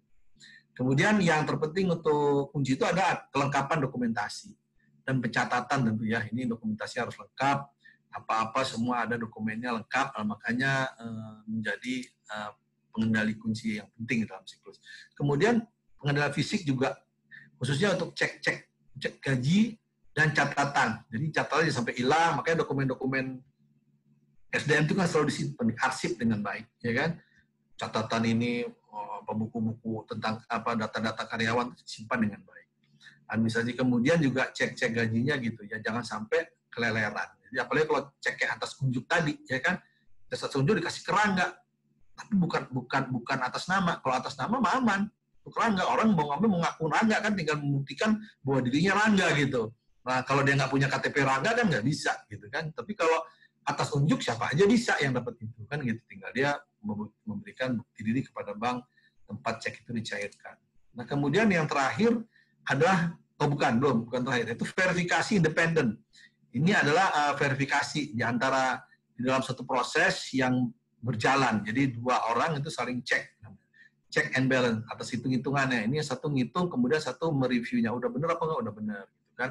Nah, yang terakhir adalah mereview. Ini kalau tadi itu cek, verifikasi, cek angka-angka hitungan. Kalau review itu kelengkapannya, dokumen-dokumennya, pajaknya gimana nih? Udah lengkap belum, gitu kan? Kemudian waktu bayarnya jangan telat, atau ini udah bayar, ini waktu jatuh temponya nih 5 hari setelah bulan berikutnya, 10 hari bulan berikutnya, itu kan penyerahan-penyerahannya kan ada diatur oleh SE, ya kan, itu sudah berubah-ubah, ya kan, sesuai dengan kebutuhan dan pertimbangan dari otoritas pajak. Nah, itulah kira-kira mengenai pengendalian dari siklus penggajian. Nah, kemudian kita lihat bagaimana, itu kan tadi kita metodologi merancang pengujian atas kontrol TOC dan STOT di dalam transaksi siklus ini. Inilah, karena ini bicara transaksi, maka tujuan auditnya adalah tujuan audit yang transaksi yang 6, ya kan? Di sini ada occurrence 1, kemudian completeness 2, kemudian accuracy, kemudian its result. Kemudian klasifikasi dan timing, ya kan? Jadi ada 6, ya kan? Kita lihat occurrence-nya. Ini seperti juga dalam audit-audit yang terdahulu, bahwa occurrence itu memastikan keterjadian, bahwa transaksinya ada. Jadi bahwa pembayaran upah itu benar-benar terjadi, gitu. Kenapa? Karena upahnya itu dibayar kepada orang yang ada, kan gitu. Orangnya ada, makanya dia benar. Tapi kalau ada pengeluaran gaji, orang yang nggak ada kan berarti fiktif. Gitu. Itu kira-kira itulah occurrence. Nah, lalu manajemen di sini kan manajemen nih, key internal control-nya itu internal control dari manajemen yang ada. Kalau yang 2 ini adalah auditor teknik auditnya. Ini teknik auditnya auditor.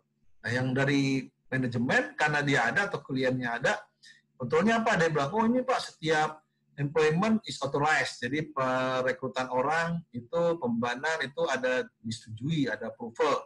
Nih, time record yang atas sih belum saya kuningin, time record are approved by supervisor. Itu tadi, semua pencatatan jam kerja lembur itu disetujui sama supervisor. Oke, udah kata dia begitu. Lalu yang terakhir nih, pembayaran Pak, disbursement are authorized before issuance. Jadi semua pengeluaran itu disetujui dulu oleh yang berwenang sebelum dikeluarkan. Lengkap kan? Nah, dia udah ngomong begitu.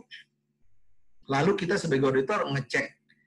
Kita adakan tes dari pengendalian tadi, tes kontrolnya. Kita cek nih, kita periksa apa indikasinya bahwa itu ada approval dari supervisor, ada nggak conteng-contengannya, ada nggak coret-coretannya gitu, karena tick mark itu. Kemudian ini juga ada nggak nih, nah, itu ada transaksi ini kenapa nih? Oh, ada yang di-reject, lihat kenapa di-reject gitu. Itu kira-kira kita untuk menyangkut TOC. Tapi di STOT-nya enggak, kita lebih jauh lagi. Langsung membandingkan mana yang batal, kita lihat kemana, kenapa batal, lihat DM-nya, ya kan? Apa kenapa batal? Oh, batal karena ini, oh bukan karena ini, karena oh karyawannya masih gitu kan. Nah, ini ketemunya di sini nih. Kalau ada orang yang bayar, ada pembayaran fiktif, ketemunya di STOT ini gitu. Dengan sini akan ketemu adanya cek yang diberikan kepada orang yang nggak ada misalnya. Itu ketemu di sini. Nah, berikutnya adalah completeness. Kalau completeness itu adalah memastikan bahwa semua transaksi tadi, kalau tadi kan ada, benar terjadi, kalau ini semua transaksi tadi itu, yang ada itu benar-benar tercatat. Ada catatannya, dokumentasi. Nah, di sini katanya mereka kontrolnya pakai pre-number, jadi semua dokumen dikasih nomor urut yang tercetak, gitu kan. Nah, kemudian oh itu kita cek deh, bener nggak? Untuk mengecek bahwa ini tercetak dengan urut, kita cek urutannya, urut nggak nih ya? Itu test of control-nya. Tapi lebih jauh kepada STOT itu melihat, dicek langsung sampai ke jurnalnya bagaimana, pembukuannya bagaimana nih, jurnalnya ada nggak nih? Di jurnal ada nggak? Di buku jurnal ada apa nggak? Kalau ada berapa? Bener nggak? Jangan sampai yang dicatat ada 5 transaksi, di jurnal cuma 3 yang laporin, yang 2 nggak ada nih. Itu kira-kira demikian yang diuji dalam STOT. Nah, berikutnya adalah accuracy. Kalau accuracy, it's all about hitung-hitungan, ya kan? Makanya di sini dia bilang, kami ngitungnya selalu diverifikasi secara internal, ada cek recheck gitu. Kemudian yang berwenang, nah kalau mau nulis gaji diisi oleh yang berwenang, ya terus kita cek lah indikasinya yang dia omongin tadi benar nggak? Ada nggak cek and recheck tadi? bentuknya apa? Bentuknya itu ada tandanya. Misalnya tandanya ini ada tanda begini, oh ini tandanya sudah dicek sama pejabat. Tanda pejabat ini. Dulu waktu saya audit di auditor pemerintah, saya juga dulu kita kan jadi auditor junior saya. Tinta saya biru, ya kan? Atasan saya kepala seksi itu hijau, ya kan? Di atasannya hijau itu pembantu penanggung jawab itu hitam. Lalu kepala perwakilan yang bertanda tangan laporan itu merah, biru turkish blue. Nah kalau korteknya merah. Jadi itu udah ada warna. Jadi bukan sekedar warna-warni buat penghiasan, itu untuk melihat level dari otorisasi. Ketahuan. Jadi kalau tulisan laporan saya itu biru, tulis, terus nanti di review sama hijau, saya pernah jadi hijau, waktu itu sampai hijau masih aktif, terus saya review pakai tinta hijau, saya beli tinta hijau. Nah, jadi laporan ketahuan, kata sekalian dia laporan, oh ini kok conteng-conteng sampai nih, oh tinta hijau. Jadi udah tahu yang atasannya juga tahu pas yang hitam, atau yang hitam lihat, oh ini, oh tadinya aslinya katanya biru dicoret sama hijau, nanti kalau nggak cocok dicoret lagi hitam gitu. Jadi terakhir yang pantas adalah turkish blue. Nah, dia kan kalau dia perlu catat, kalau nggak ada yang tanda tangan. Yang paling tinggi biasanya yang biru itu tadi. Kalau merah tuh mereview akhir, itu kortek. Itu kira-kira indikasi. Nah karena ini akurasi, lalu kita recompute. Mereka ngitung, karena akurasi kita hitung ulang lah. Ditambah, dikurang, dikali ya. Kita ngitung, kutak-katik, oh benar, kutak-katik, oh benar. Nah, gitu. Memang itu STOT itu. Nah kemudian yang berikutnya tujuan untuk posting dan summarisasi. Ini masalah pembebanan yang udah masuk ke buku-bukunya. Nah, dia bilang ini kita lakukan segera, bukan segera ini kalau nggak salah. Ini di compare dibandingkan di verifikasi ya. Karena verifikasi tentu kita hanya lihat indikasinya aja. Benar nggak diverifikasi? Lalu tes clerical kita cocokin, ya kan? Di footing jumlahnya benar nggak? Kata dia kan diverifikasi. Ya, kita benar-benar ngitung nih. Kalau yang di sini cuma ngelihat tandanya. Oh ada tuh contrengannya, udah.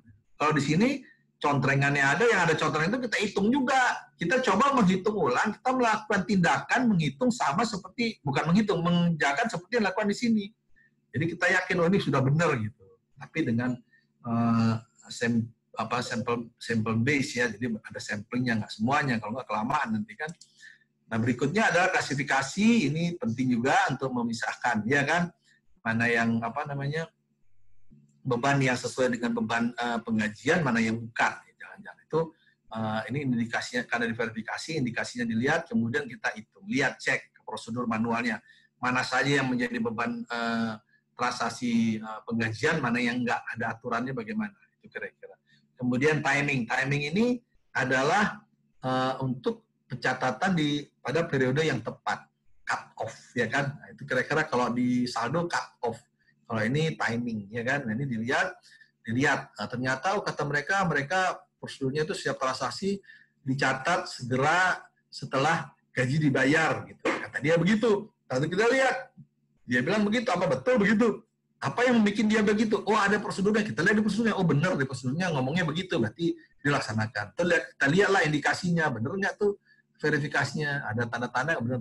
Kalau udah benar sudah. Kemudian kita uji, ya kan? Kita uji yang dia bilang tadi mana, benar nggak itu yang verifikasi, hitungannya berapa, datanya berapa, cek yang berapa. Itu kira-kira. Nah, ini adalah TOC dan STOT. Lalu prosedur analitisnya yang hijau ini itu dapat juga dipakai, tapi dengan tujuan untuk yang 3, yaitu untuk completeness, accuracy, dan timing. Bisa dipakai juga untuk sebagai tambahan pengujian untuk menguji transaksi siklus penggajian. Itu untuk tujuan completeness, accuracy, dan timing. Itu kira-kira. Lalu bagaimana dengan test of detail balance yang walaupun kecil? Kita lihat secara umum bagaimana sampai kita ke test of detail balance. Yang pertama tentu ini seperti yang sudah tahapan pertama kita ya dalam siklus ini. Yang pertama ya tentu kita resiko bisnis seperti juga dalam siklus yang lainnya. Kemudian kita tetapkan berapa toleransinya atau materialitinya berapa nih, angkanya kan ditentukan. Nah, ini terpengaruh dengan 2 ini, risiko inheren dan pengendalian. Semakin kecil risiko inherennya ya semakin toleransinya semakin kecil kan gitu kan. Nah, tapi kalau misalnya artinya risiko pengendalian juga kecil. Tapi kalau risiko pengendaliannya gede, artinya tuh lemah gitu ya tentu toleransinya makin besar kan gitu kan. Demikian. Makin kecil mestinya, terbalik. Toleransi makin besar. salah saji. Oke. Kemudian kita lihat pengujian TOC-nya. TOC-nya tentu dilakukan yang tadi untuk pengujian TOC-nya, dan kemudian yang ketiga ya ini masuk ke test of detail balance, yaitu sebelumnya dilakukan juga pengujian prosedur analitis di tahapan ketiga, ya kan. Nah, kemudian tahap ketiga terakhir ada test of detail balance, di mana tahap ketiga untuk TDB ini itu less time consuming, artinya itu ya tadi dikatakan nggak terlalu banyak, karena saldonya, kenapa nggak terlalu banyak? Karena ini, karena yang dilakukan dalam TDB itu hanya dua, hanya accuracy sama cut off. Jadi hanya mengecek saldo aja bener apa enggak, sama menguji transaksinya itu untuk menguji ketepatan pembebanan. Jadi transaksi diperiksa untuk ini masuk yang 2011 atau 2012 nih, gitu aja. Kalau yang sepanjang tahun kan bergeser ketemu Juni, ketemu Juli, nggak apa-apa. Tapi begitu Desember nanti dulu, jangan sampai lompat ke Januari. Gitu. Demikian juga Januari jangan sampai ditarik ke Desember. Jadi cuma itu saja, makanya nggak terlalu time consuming, less time consuming, katanya tidak terlalu banyak. Nah sekarang kita coba lihat, karena kan tadi yang diandalkan bukan TDB-nya, tapi adalah prosedur analitisnya. Ya kan, prosedur analitisnya. Nah ini contohnya gini, prosedur analitisnya di sini seperti juga prosedur analitis yang lain, yang di siklus lainnya, bahwa tidak akan menemukan satu salah saji, tapi dia memberikan indikasi atau possibility, kemungkinan itu. Ya seperti juga sifatnya prosedur analitis kan hanya membandingkan, compare to sama related to, berhubungan dengan mana. Bandingkan dengan apa, berhubungan dengan mana. Makanya di sini misalnya rasio-rasio. Misalnya di sini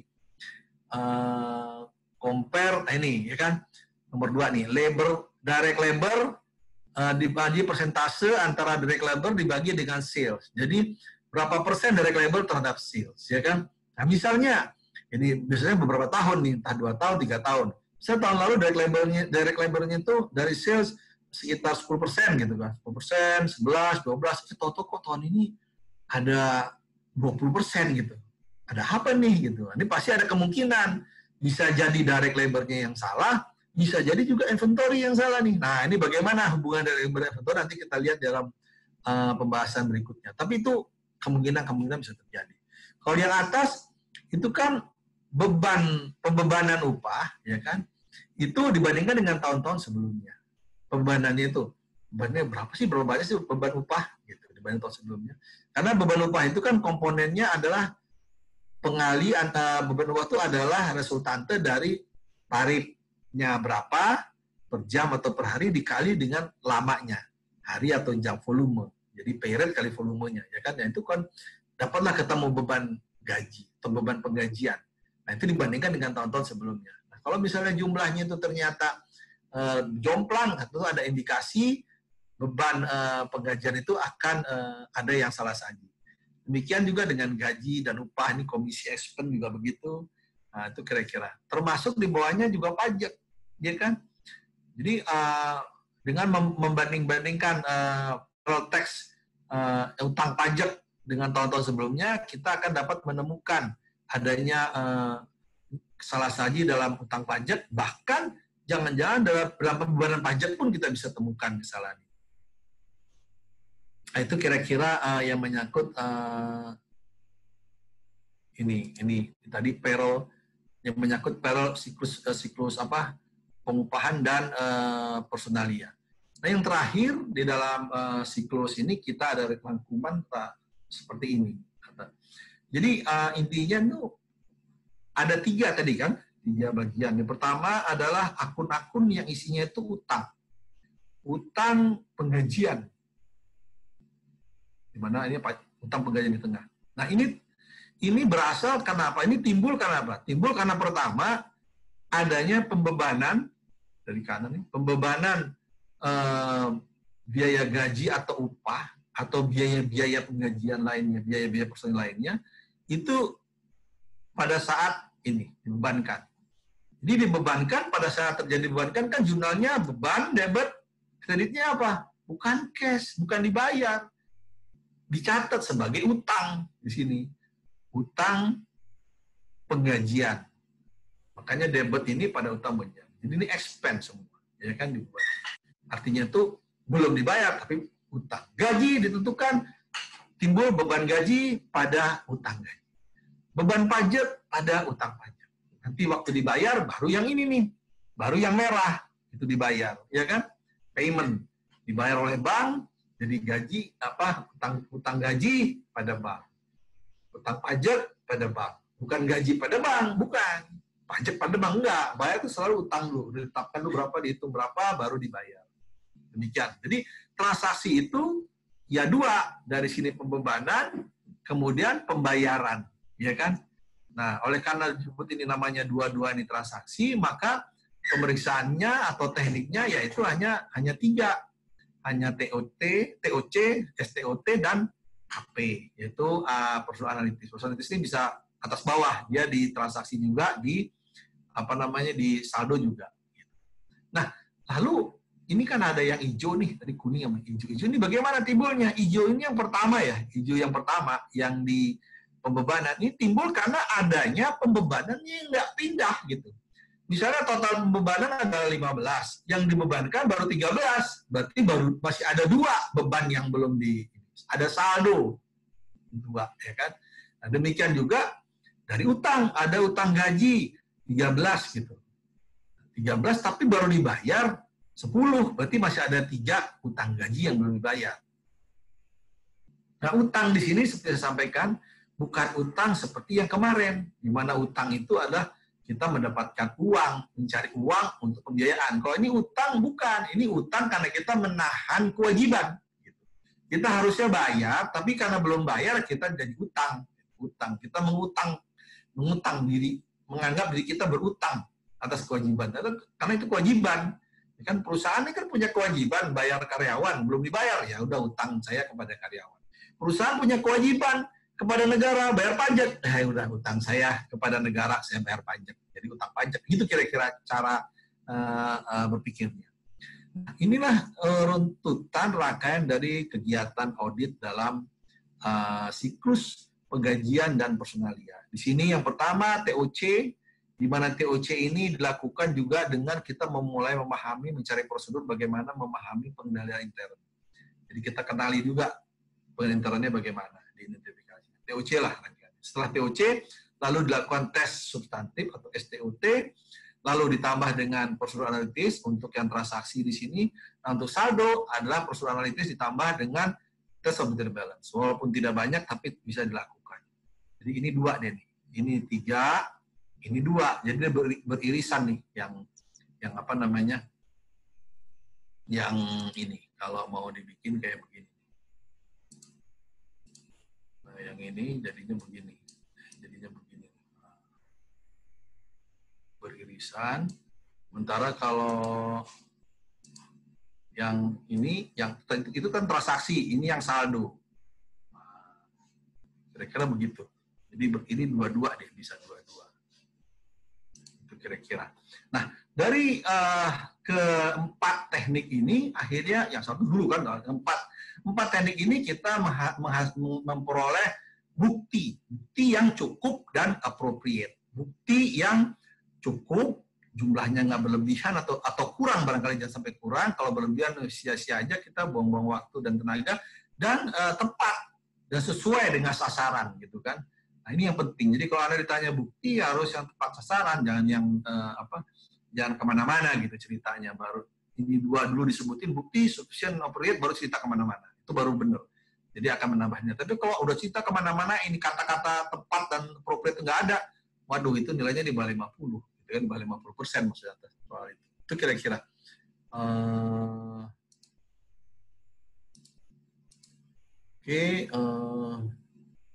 Nah, ini kalau udah berakhir, kita lihat satu lagi, yaitu di sini, nih, yang tadi ketinggalan. Bagaimana penggajian itu berhubungan dengan penilaian persediaan. Ya kan? Kita lihat, ternyata penggajian atau upah itu adalah bagian yang signifikan dalam penilaian persediaan.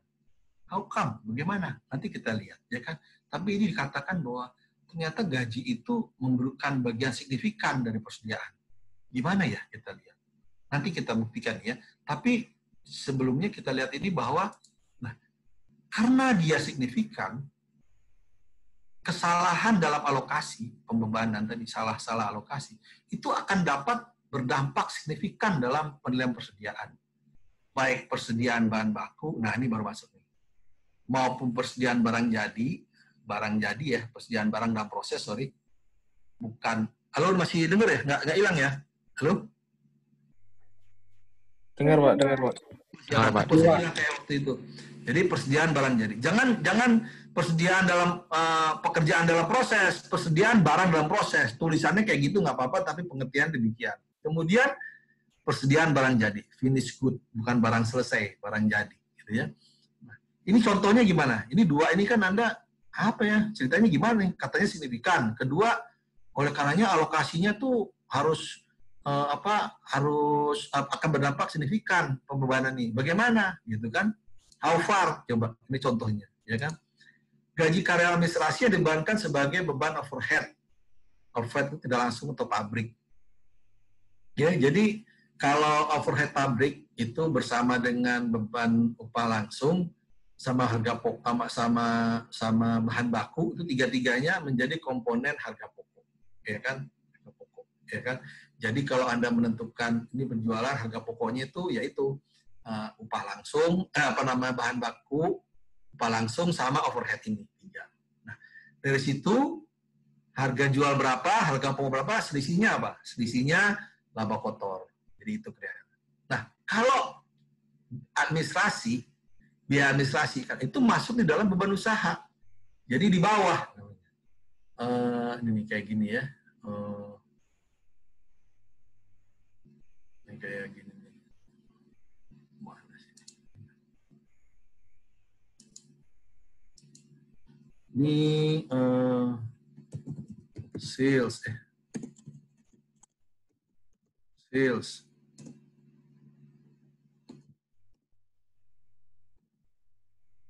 Kemudian harga pokok. Kira ya. Nah, ini selisihnya di bawahnya adalah gross profit atau laba kotor, ya. Laba kotor ini jadinya ini kan dikurangi nih, ya kan? Jadi ini laba kotor. Nah, habis di bawah sini baru beban usaha nih. Nah, beban usaha namanya. Beban usaha gitu kan. Usaha. Ini contoh dari laporan pendapatan, laporan laba rugi kan gitu. Nah, di dalam sini baru ada biaya penjualan misalnya kan. Kemudian ada biaya administrasi gitu. Lalu dari sini nanti totalnya akan keluar laba usaha, apa sih laba usaha apa itu? Operating income, ya kan? Laba usaha berapa gitu. Nah, coba kalau Anda ini tadi, misalnya yang harusnya di sini nih, yang ini, ya kan? Ini kan misalnya ini kan warnanya merah nih, merah semua lagi. Oke lah. Intinya ini begini, ya kan?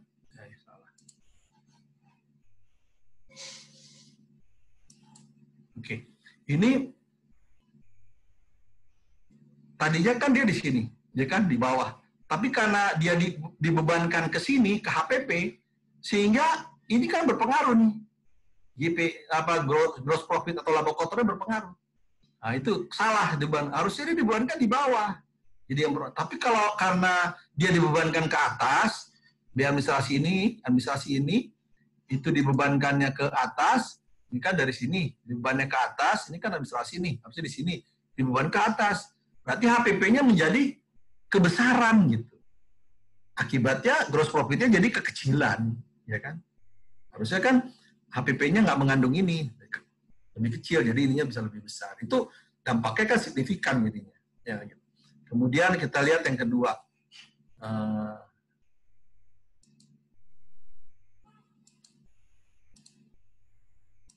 Yang kedua, itu juga. Upah langsung yang dibebankan ke pekerjaan proses atau pekerjaan berdasarkan pesanan atau job costing yang berbeda dan salah. Artinya itu, kalau ini sih unsurnya di HPP semua. Cuman HPP-nya itu kan namanya harga pokok itu kan ada dua.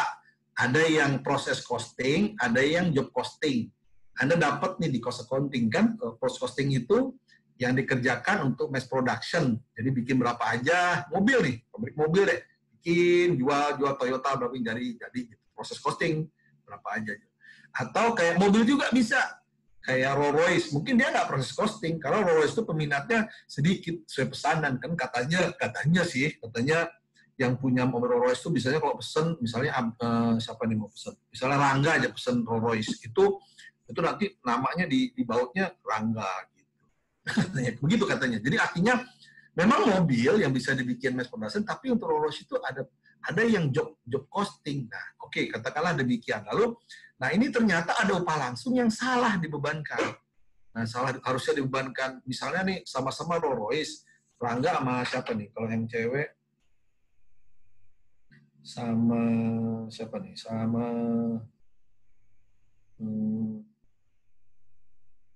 ini udah masuk belum? Apa namanya? Dosmawati udah masuk belum ya? Halo? Belum ya? Rangga? Oh sudah? Oh suaranya nggak ada. Dosmawati suaranya di silent ya? Kecil ya suaranya. Tadi kelihatan sih namanya ada. Halo? Nah, Pak, dia Pak. Ada ya? Halo? Dosmawati? Halo? Coba deh. Dosma. Mungkin sinyalnya, Pak. Sinyalnya, iya emang kasihan sih. Dia itu di Bali G. Ya kan? Bali G itu kan Danau Toba ke sana, ke arah Tarutung. Ya kan? Entah sebelum si Borong-Borong apa ya? Apa ya pokoknya habis Parapat ke sana gitu, arah ke Tarutung gitu. Itu banyak gunung gitu, banyak gunung. Jadi memang ada risiko itu. Tapi mudah-mudahan bisa lancar lah. Ya, apa habis. Tapi kan enak kan kuliah tapi dari rumah kan gitu, enak juga kan bisa menikmati gunung-gunung yang bagus, suasana di rumah. Baik, jadi ini mudah-mudahan dari Dosmawati udah masuk ya. Berarti kalau udah masuk nanti saya mau ini juga. Oke, jadi ini berbeda bisa jadi misalnya Dosmawati, ya kan? Dosmawati beli apa namanya Rolls Royce tadi. Nah, Dosmawati pasti beda sama Rangga dong. Rangga ya gayanya gaya laki-laki kan, mungkin aksesorinya gitu. Yang Dosmawati mungkin agak perempuan, warnanya dia mungkin mau yang pink atau yang kuning kan begitu. Beda. Nah, saya yang bikin Rolls Royce akan bikin beda. Nah, saya yang job costingnya kan, saya job costing kan walaupun mobil. Nah, saya bikin ternyata pembebanannya salah. Harusnya ada upah langsung yang bebankan kepada yang desain misalnya warna maco itu dibikin ke Rangga, ternyata saya bebankan ke Dosmawati. Dosmawati ini kan feminin semua nih, desainnya yang jago. Ternyata saya, karena kebetulan orangnya laki barangkali gitu, penyebab bisa lah. Dengan salah pembuahan ini, akibatnya apa? Akibatnya tagihan juga jadi beda. Gitu. Tagihan saya ke Rangga kegedean, tagihan ke Dosmawati kerendahan, karena ada beban yang belum di ini. Itu kalau bicara kesalahan. Jadi signifikan pengaruhnya. Itu contoh ketiga. Itu kedua. Contoh ketiga, nah ini pembebanan upah langsung tanpa kartu jam hadir akan menyebabkan saldo persediaan barang dalam proses berlebih. Nah ini nih ya. Anda kan tahu tuh kalau tadi kita sudah bahas tuh apa namanya? Aduh, saya kelamaan ini takutnya nih. Oke. Ini apa? Barang bahan baku ya kan? Dari bahan baku pindah ke barang setengah jadi, itu kan bahan bakunya, barang setengah jadi itu kan terdiri dari bahan baku, ditambah upah langsung, ditambah overhead kan, 3 kan, baru masuk ke situ. Nah, ternyata pada saat mau pindah bahan baku, mau pindah ke barang setengah jadi, ternyata unsur upah langsungnya kegedean. Kenapa kegedean? Rupanya unsur upah langsungnya itu tidak dilampiri oleh kartu jam hadir. Jadi upah langsungnya dibikin 10 jam misalnya, sekian rupiah. Ternyata kalau ada kartunya kelihatan, dilampiri, ketahuan di kartunya ternyata bukan 10 jam, hanya 8 jam. Sehingga beban upah langsungnya terlalu besar masuk ke dalam barang setengah jadi. Sehingga saldonya tentu jadi berlebih. Itu kira-kira secara sederhana gambarannya kayak gitu. Nah, kemudian yang berikutnya adalah, nah ini Oh ini job costing lagi, ini kayak Mercedes tadi nih, ini yang tadi udah saya jelaskan hampir mirip, dan karena ini intinya kalau di sini cost plus fee, artinya karena saya jual mobil itu kan by design, didesain, jadi ya saya pokoknya berapapun harganya saya nggak ngambil untung, saya untungnya pokoknya fee di atas itu. Misalnya Rangga, Pak Bidin, saya mau bikin Rolls Royce modelnya begini-begini, oke, tambahin segala macam. Oke, total berapa? Totalnya sekian. Ongkosnya berapa, Pak? Ongkosnya 20%. Udah, bayar 20%. Fee itu makanya 20%. Demikian juga nanti si Dosmawati. Saya maunya begini, Pak, modelnya. Oke, bikin jadi sekian. Ongkosnya berapa? Ongkosnya 20%. Jadi saya selalu fee-nya itu 20%. Berapapun ongkosnya, kan gitu. Itu maksudnya job costing yang cost plus fee. Nah, kalau ini terjadi kesalahan dalam pembebanan, mengalokasikan beban salah, menghitung cost-nya Rangga kegedean atau cost ini kerendahan, tentu akan mengganggu pendapatan saya. Pendapatan jadi kegedean, kerendahan di harusnya kan saya nagihnya di sini cuma 20, tapi karena dipindahkan ke sini saya nagihnya di sini hanya 19, sehingga keuntungan saya atas fee-nya 20% dari 19 kan lebih kecil. Harusnya saya dapatnya 19 dari 20. Kenapa nggak 20 di mobilnya ini 20? Dosma karena yang satu saya pindahin ke Rangga, salah beban gitu. Jadi saya kerendahan dapat penghasilan dari Dosma kurang gitu. Karena persentase itu pendapatan makanya besar berpengaruh. Demikian juga dengan persediaan, sisa persediaannya itu juga jadi berubah. Itu kira-kira yang menyebabkan. Nah, dari cerita ini Anda bisa dapat gambaran betapa bahwa alokasi itu it's about important thing gitu. Jadi kalau alokasi klasifikasi salah dalam pembebanan penggajian atau upah, itu dampaknya besar kepada persediaan. Gitu kan. Nah, ketika upah langsung menjadi bagian signifikan dalam persediaan, maka oleh karena itu, Anda sebagai auditor harus melakukan pengujian pengendalian intern dalam bagaimana pengalokasian dari transaksi penggajian. Jadi Anda mesti lihat nih, pengalokasian ini benar apa enggak. Jangan-jangan ini pindah sesuai intan dulu, bener nggak nih persentase, rumusnya gimana? Apalagi dari harga pokok, apalagi dari persediaan bahan baku pindah ke persediaan barang setengah jadi. Itu setengah mati. Itu setengah mati tuh, banyak hitungannya, banyak penilaiannya. Anda betul-betul harus meyakini. Nah, yang perlu dilihat adalah karena bicara upah, bicara komponen dari persediaan, ya kita bicara bagaimana upah itu menjadi komponen tadi, menjadi bagian. Ya alokasi itu benar apa enggak? Pengendaliannya gimana? Ada hitung-hitungannya benar apa enggak? Oke, karena sekarang sudah jam 3, kita sudah bisa mulai. Ada yang mau tanya nggak? Ada yang mau tanya? Dosmawati gimana? Sudah bisa ya? Sudah bisa, Pak. Hah? Sudah bisa, Pak. Ini ya? Oke. Saya pengen denger deh Dosmawati ngomong nih. Jawab gitu. Soalnya khawatir juga. Halo? Sudah bisa, Pak, dari tadi, Pak. Ada suara kecil-kecil gitu. Kayak ini tadi. Halo? Halo, Pak. Sudah bisa, Pak. Nah itu Dosma ya? Iya, Pak. Soalnya dari tadi, sinyalnya sama laptop saya juga itu suaranya nggak nyambung, Pak, sama itunya, Pak. Oh, ini sekarang bagus ini. Tapi kok namanya nggak nongol ini? Kalau tadi namanya sempat nongol, sempat ada gitu. Tadi kan, Pak, awalnya saya masuk, tapi itu benar-benar nggak kelihatan gitu, Pak. Oh, iya. Terus yang di grup, saya udah absen kok, Pak, tadi, Pak. Sudah ya? Oke ya ini. Ya ini suaranya. Kalau ini kan udah ada. Kalau tadi kan sebelum saya buka ini kan, saya lihat kok belum masuk. Saya bilang kan. Ini kan. Iya, Pak. Oke, jadi kalau tidak ada pertanyaan, kita mulai tes. Kuis ini hanya soal kemudian dijawab sama seperti kayak latihan di Wiki Pajak. Nanti juga saya sampaikan, itu rutin tetap ada. Jadi yang latihan Wiki Pajak ada, sama dengan yang resume sudah Anda kasih kemarin. Nanti Wiki Pajak ada latihannya, dikerjakan, dikumpulkan yang malam itu. Nah, kalau ini dikerjakan sekarang, ya kan? Saya perkirakan setengah jam selesai, ya kan? Jadi nanti jam yang 15.35 kali bisa selesai. Atau 15.40 juga boleh selesai.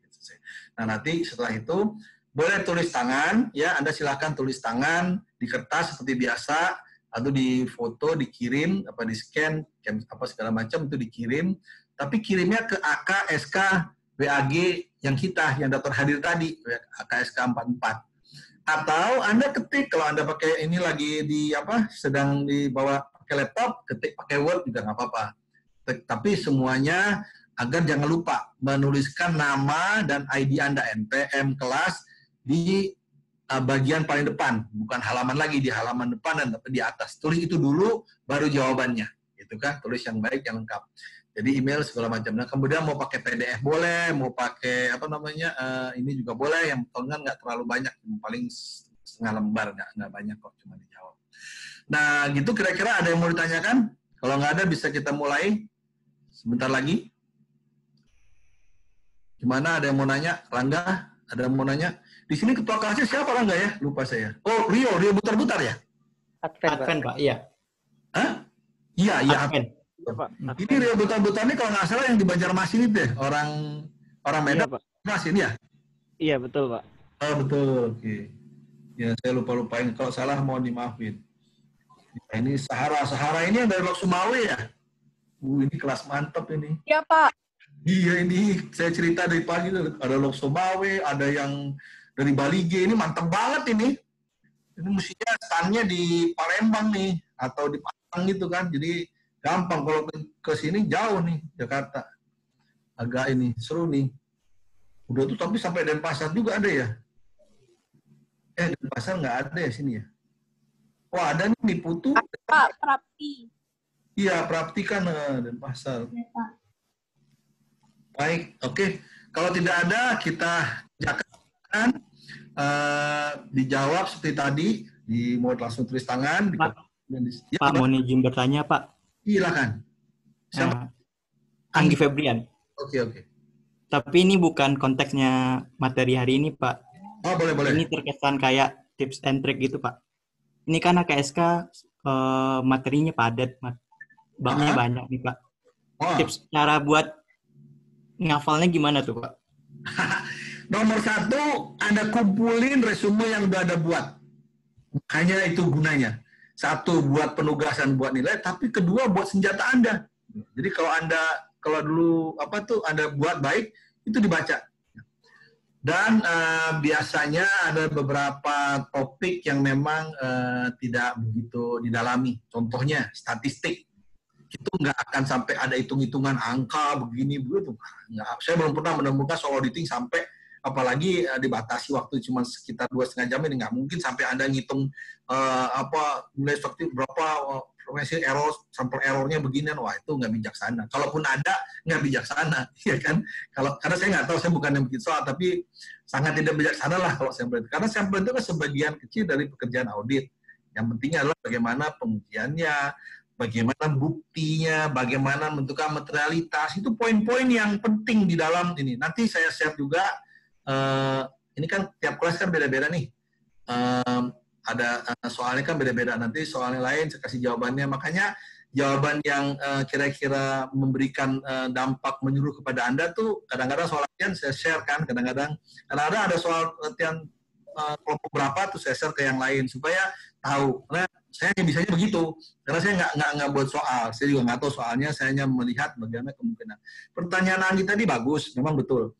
Artinya, namun apa boleh buat sebagai orang yang harus mengetahui semuanya, bacalah semuanya. Tapi memang secara umum tentu adalah beberapa hal yang bisa kita lihat prioritas, karena kan nggak mungkin semua dikeluarkan, waktunya cuma 2,5 jam, itu ada 22 bab kan gitu. Nah, yang paling menonjol itu yang hitung statistik itu satu aja bisa 4-5 jam kan, satu soal kan, mata kuliah statistik. Saya dulu pernah dapat mata kuliah statistik, itu waduh, saya mengajar Pak J. Supranto MA, pernah tuh ketua ngajar, ketua statistik yang lama, yang terkenal. Tuh saya ngajar, saya tuh waduh, soalnya setengah mati ngerjainnya. Saya suka matematik padahal, tapi ya begitu, karena memang khusus sendiri. Nah, kalau di auditing ya tentu itu hanya barangkali, hanya pelengkap aja. Kalaupun ada gini, uji samplingnya begini, ya lebih kepada lebih kepada bukan teori, lebih kepada kualitatifnya gitu ya kan. Bukan teori kualitatif, semua pakai teori, tapi kualitatif bukan kuantitatif. Kan statistik itu kuantitatif, semua ada ukurannya, ada angkanya. Apalagi kan sampling statistik, nah itu kan. Nah, itu kira-kira menurut saya sih. Tapi yang lain tuh filosofi dasar audit, kemudian mulai pelaporan, ya mungkin ada melihat yang penting-pentingnya, jenis-jenis laporan tuh apa saja, kemudian apa yang buat dia harus, apa yang enggak, gitu kan. Nggak usah sampai jelimet-jelimet, nggak jelimet-jelimet. Yang penting ada tahu, kemudian audit tujuannya apa, itu filosofi-filosofi gitu. Memang sih dengan model ujian online begini agak bingung ya, bisa dua. Bisa Anda mendapat soal yang, apalagi open book, bisa dapat soal yang sangat susah, tapi bisa juga dapat soal yang sangat gampang. Mudah-mudahan Anda dapat yang kedua, ya sangat gampang. Ya kan? Artinya Anda banyak, open book bisa lihat sana-sini, bisa memberikan jawaban yang baik. Jadi kalau soalnya sangat gampang, jawablah yang baik. Yang benar, biar dapat 100. Karena di sini nilai maksimalnya 100. Nggak ada 90, nggak ada 60. 100 ya 100. Jadi kalau dapatnya susah, saya juga nggak tahu. Tapi apa yang bikin susah gitu? Paling-paling kekurangan waktu itu aja sih. Karena mestinya nggak ada yang susah sih. Karena Anda udah baca, udah bikin resume sendiri. Anda udah 60% udah memahami semua.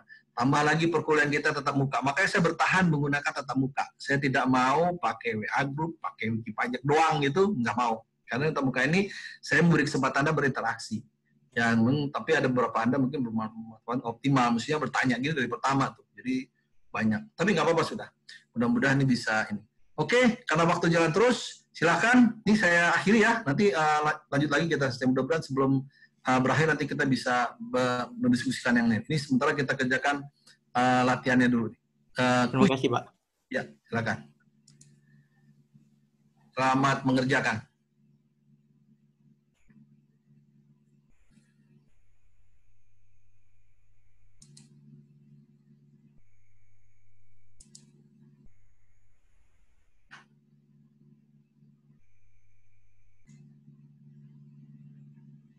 Ada yang belum kebaca nggak nih? Kebaca semua ya?